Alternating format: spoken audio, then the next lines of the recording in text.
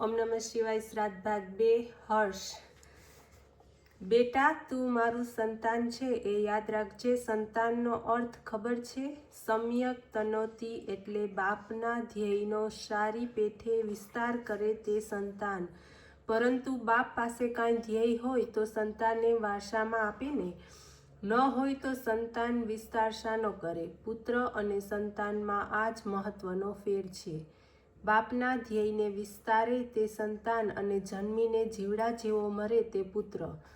મૃત્યુ છૈયા ઉપર પડેલો એક વૃદ્ધ પંડિત પોતાના 7-8 વર્ષના પુત્રને પાસે બોલાવીને ઉપર મુજબ કહેતો હતો. તે આગળ બોલ્યો, બેટા, હું જાણું છું તારા માટે મેં કાંઈ વારસો નથી મૂક્યો. મારી પાસે તિજોરી નથી, ઘર દોલતનો હિસાબ આપવા જેવું પણ કશું નથી, પરંતુ જીવનનો હિસાબ આપું છું, તે તું સાંભળી લે. આટલું બોલતા તો તેને શ્વાસ ચડી આવ્યો. જરા આરામ લઈ વળી તેણે બોલવું ચાલુ રાખ્યું. ભગવાને આ મનુષ્ય દેહ આપ્યો છે તેને તું સાર્થક કરજે. આ માનવ જીવન લઈ હું અહીં આવ્યો હતો. લોકોને ઈશ્વરાભિમુખ કરવામાં, સુસંસ્કૃત બનાવવામાં અને સાથે ભક્તિ કરી પોતાનો વિકાસ સાધી લેવામાં મને બહુ આનંદ હતો.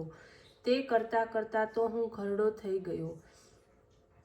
ખરું કહું તો તે બધા કાર્યોની જ તું પ્રસાદી છે. પણ બેટા, આવા કાર્યો માટે 2 વાત ખાસ જરૂરી છે, તે તું કદાપી ભૂલતો નહીં. પહેલી વાત, તું જે કાંઈ બોલે તેને જીવનમાં આચરવાનો પ્રામાણિક પ્રયત્ન કરજે, તે જીવનમાં ઉતારજે. અને બીજી વાત, તું પંડિત બનજે. હું પંડિત ન બની શક્યો તે મારી ઉણપ હતી. તે ઉણપ તું કાઢી નાખજે. બેટા, હું પંડિત ન હતો તેથી તો લોકોએ મારું અપમાન કર્યું.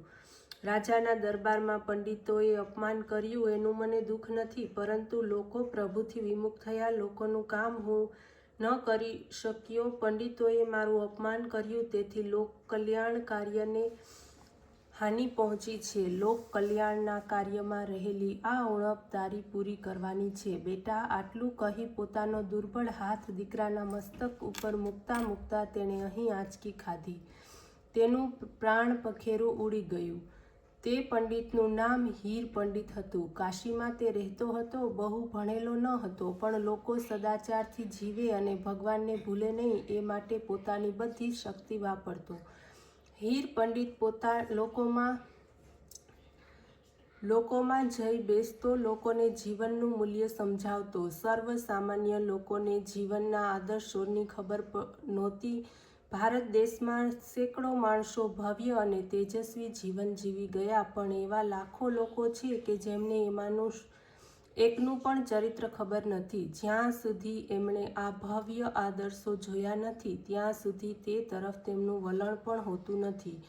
હીર પંડિત આવા ભવ્ય આદર્શ લોકો સમક્ષ રજૂ કરતો. તે મુજબ જીવન જીવવાનો પ્રામાણિક પ્રયત્ન કરતો. સાત્વિક જીવન હોવાને કારણે તેની જીવનની જરૂરિયાતો પણ ખૂબ મર્યાદિત હતી. પૈસાનો તેને મોહ ન હતો. રાજ્યાશ્રય લેવામાં તે માનતો ન હતો. રાજા મોટો કહે એવીની ઈચ્છા ન હતી. તેની કંઈ જ પડી ન હતી, પરંતુ પ્રભુ ઉપર દુર્દમય ભરોસો હતો અને એક ખેવૈયાને આધારે તેની જીવન નૌકા ચાલતી હતી. ભગવાનની સેવા કરવાના નાદમાં પડેલા લોકોને સમજાવતો કે ભાઈ, આપણે ભગવાનની શું સેવા કરી શકવાના હતા? આ આખો દેહ ભગવાને આપ્યો. આ હાથ, પગ, મોઢું કે જેનાથી આપણે એની સેવા કરવાના છીએ તે પણ ભગવાને આપ્યા છે. ભગવાનના છે. જે સુગંધી ફૂલ ભગવાન ઉપર ચડાવીએ છીએ તે પણ તેણે જ નિર્માણ કર્યું છે. તેમાંની સૌરભ પણ તેણે જ પૂરી પાડી છે. તો તેણે જ નિર્માણ કરેલું ફૂલ તેને પાછું આપવું, તેના ઉપર ચડાવવું, એમાં શું વિશેષતા છે? ભગવાન પર પુષ્પ ચડાવવું છે ને, તો આજીવન પુષ્પને ચડાવો. તેમાં ચારિત્ર અને ભગવત ભક્તિથી સૌરભ લાવો અને પછી તે ચડાવો. ભગવાનની સેવા કરવી છે ને, તો ભગવાને આપેલા આ મસ્તકમાં ભગવદ્ વિચારો ભરો. હું કોણ, મારે ક્યાં જવાનું છે તેના જ્ઞાનથી મસ્તકને ભરી નાખો અને જીવનમાંથી લાચારી કાઢી નાખો. લાચારી કરવી પડે તો તે ફક્ત ભગવાનની કરીશ. આ ખુમારી જીવનમાં લાવો. ભગવાનની આ મહાન સેવા છે અને લોકો પણ હીર પંડિતના વિચારોને પ્રેમથી વધાવી લેતા અને પોતાના જીવનમાં લાવવાનો પ્રામાણિક પ્રયત્ન કરતા. તેના શબ્દોને માન આપતા અને તેના પર પ્રેમ રાખતા. આ રીતે હીર પંડિત લોકમાન્ય થતા હતા. ઓમ નમઃ શિવાય.